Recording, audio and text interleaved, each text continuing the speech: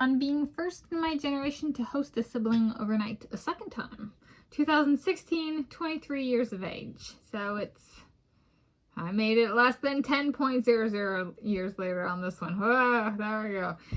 Today is Thursday, 6 November 2025, and here I, Tanis Coralee of Seattle, reflect on being first in my generation to host a sibling as an overnight house guest a second time, approximately March 2016 when I was 23 years of age. I reflect on if the experience contributed to my confidence for hosting Thanksgiving for the first time a couple of years later in 2018. Yes, so I've covered previously, even if just recently, hosting my sister when I lived in Hawaii. And so for this, a sibling, and for this one, I hosted the sibling. I'm the youngest sibling in my family, my blood family. I have a sibling approximately 3 to 4 years older than me.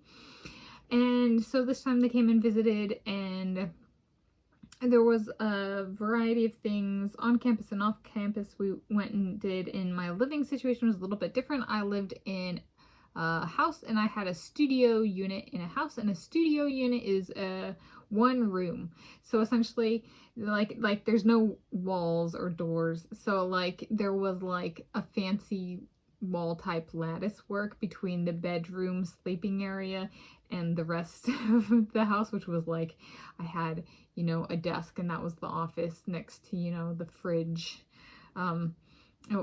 which wasn't a full kitchen. It was like a wall in the unit, and then there was a couch, which was the living room, and it was all right there. And you know, I could see my car parked out the front window from where I slept. Okay, so this time, instead of having two beds, I only had one bed, so she got to sleep on my sibling got to sleep on the couch. Or did we have an inflatable air mattress? Something like that. Anyway, so they came over. So it was different in the sense of the cooking / food storage space was used. However, it was similar in the sense that my sibling and I did not cook food together during the visit. We went to we saw like podcast put something on campus that my sibling listened to, so we went to that. We went to, was it Napa Valley, Sonoma Valley, somewhere, and we went to like the San Francisco, the Golden Gate Bridge and stuff. So we did some stuff like that because I was living in Berkeley, California. I was a PhD candidate in geophysics. I was a PhD student in geophysics at the University of California, Berkeley. And let's see, in the unit there was I recently read The Da Vinci Code by Dan Brown. There's a scene in it where the main female character, Sophie, like, you know, reads the bindings of books. And I remember my sibling came and I had a book. I was like the 48 Laws of Power, and I bought it because I was having some problems with some people, and I was like, they had a chapter. I had looked at the table of contents, and there was the entire chapter on the power of silence, and I was like, you know, I'd like, this is somebody who nitpicks or picks the fight on anything that's said. I was like, so then, like, how do I learn? Like, I know how to shut up, but like, also, why, like, what's a power and like incentive? And so I bought the book for that. She's like, why do you have a book on power? And I just remember being like, I'm gonna practice the power of silence and not say anything. So I didn't respond.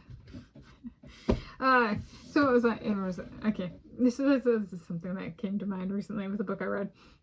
So that's about that. As of when I filmed this video on Thursday, 6 November 2025, my only sibling, who was, so as of filming this, was 36 years of age, had never hosted me as an overnight house guest. It's just how life's gone thus far. And the last part of this is, since it's November 2025, Thanksgiving is 3 weeks away. The other day, like as in Thanksgiving Day here in the United States of America, did this contribute at all to my confidence for hosting Thanksgiving for the first time a couple of years later in 2018? And say, since we didn't cook together, it didn't necessarily contribute in that way. I would say in terms of like in my living space, having another human going in and out of the fridge, sure. Yes, because on Thanksgiving Day, I allocated tasks and different recipes to different people. And so it'd be like, does something need to be put in the fridge? Does something need to be taken out of the fridge? You know, where's the stuff on the counter for this recipe? Where's the stuff on the table for this recipe? There's a little bit of like having another person in the unit, even if not cooking, there's like the usage of like food storage space. Yeah, sure. Like just in terms of like having the experience of somebody else being in and out. So in that sense, sure. Yes. So there we go. That's on being first in my generation to host a sibling overnight a second time at 2016, 23 years of age.